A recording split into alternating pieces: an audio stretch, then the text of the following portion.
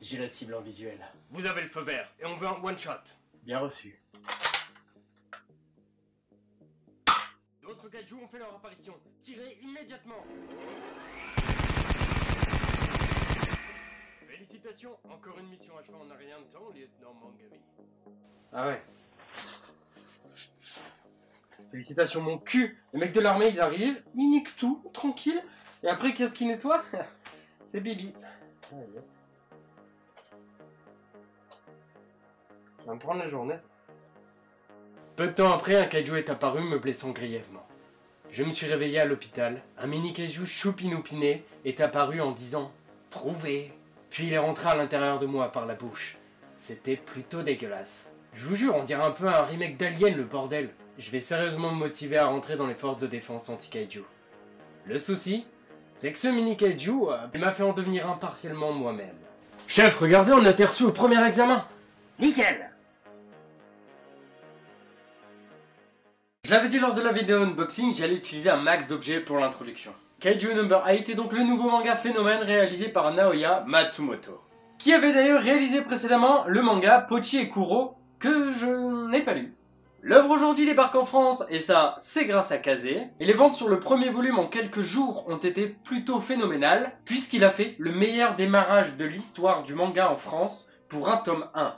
Il vient d'arriver et il s'impose déjà. Nous commençons cette histoire à Yokohama, où un kaiju est apparu, et c'est un peu la merde dans la ville.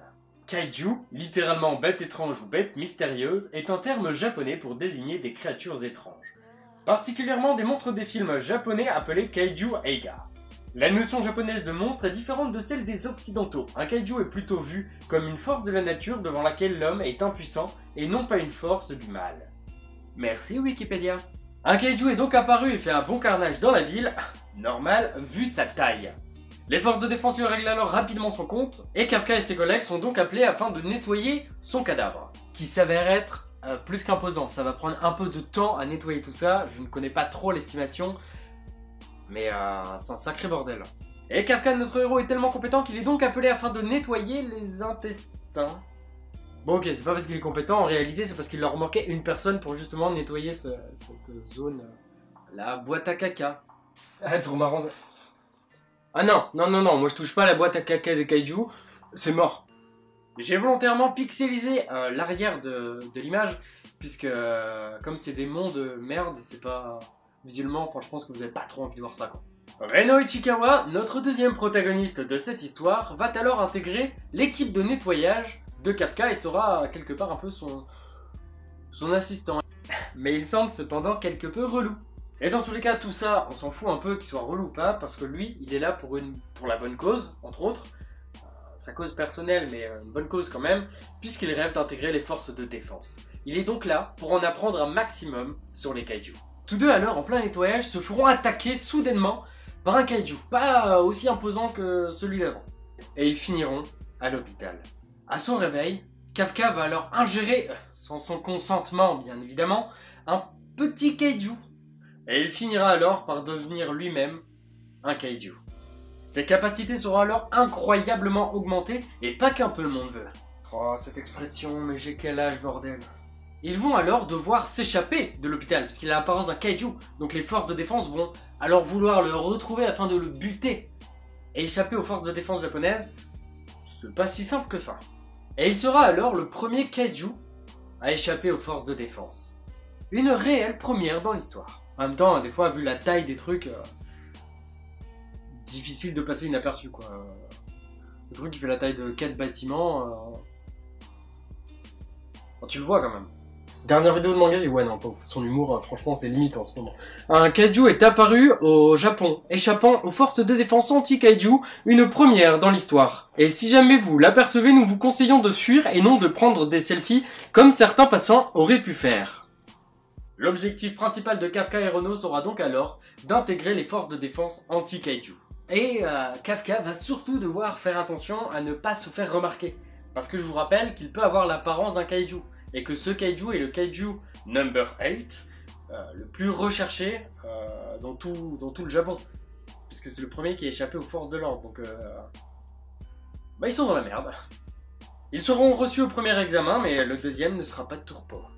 Croyez-moi. Kaiju 8 est donc un manga pour le moins surprenant.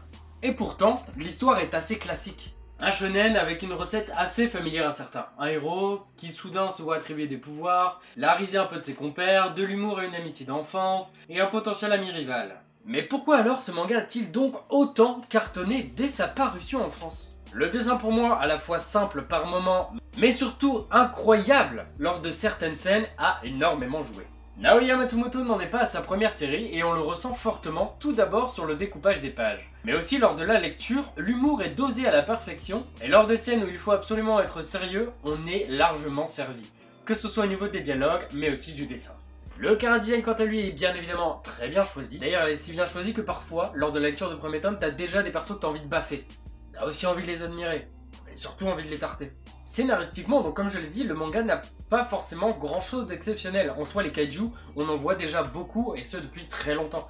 Que ce soit dans d'autres mangas, dans les films, dans des séries, dans des romans peut-être, j'en sais rien. Mais aussi ce qui en fait la force, je pense, c'est que pour une fois, notre personnage principal, notre héros de shonen, c'est pas un adolescent. Il a 32 ans. Ça commence à être assez rare, surtout dans le cadre d'un shonen. Et du coup, je pense qu'en fait, les personnes qui grandissent aussi et qui ont connu les mangas étant plus jeunes, comme moi par exemple, quand tu grandis, t'aimes bien aussi pouvoir t'identifier à certains personnages. Et c'est vrai que quand le gars, tu sais qu'il a 12 ans, et que toi, et que toi, t'es plus proche des 30 que des 20, clairement, t'as un peu plus de mal à t'y identifier. Et là, le héros remet un peu en cause sa vie, il y a des choses qu'il voulait faire étant plus jeune qu'il n'a pas fait, et du coup, ça va être un peu l'occasion de se reprendre en main, et je pense qu'en fait, ça peut toucher un public aussi qui est bien plus large que juste un simple shonen avec un héros de 12 ans. Commencez pas à m'engueuler non plus dans les commentaires, c'est mon avis. Et après, bien évidemment, les autres lecteurs pourront donc alors s'identifier aux autres personnages qui, eux, sont plus jeunes. Parce que Kafka, dans l'examen et tout ça, c'est le plus vieux. La limite d'âge pour passer l'examen, c'est 32 ans, et il en a 32. Donc les autres qui sont là, ils ont plus 18 et tout ça. Et 14. Je pense donc que ce manga mérite totalement son démarrage extraordinaire qu'il a pu faire, et j'attends par contre les prochains tomes avec impatience. Et comptez sur moi pour cracher dessus sur les réseaux sociaux si jamais ça commence à devenir un peu nul dès les volumes 3 à 4. Ce que je n'espère pas bien évidemment, mais on sait jamais. Ouais, c'est un peu l'occasion de faire ma promo des réseaux sociaux, allez me suivre. Allez me suivre. Sur ce, je vais vous laisser, j'ai du kaiju à goûter. Je vous dis donc à très bientôt pour de prochaines vidéos. Et on n'oublie pas, bisous sur les fesses.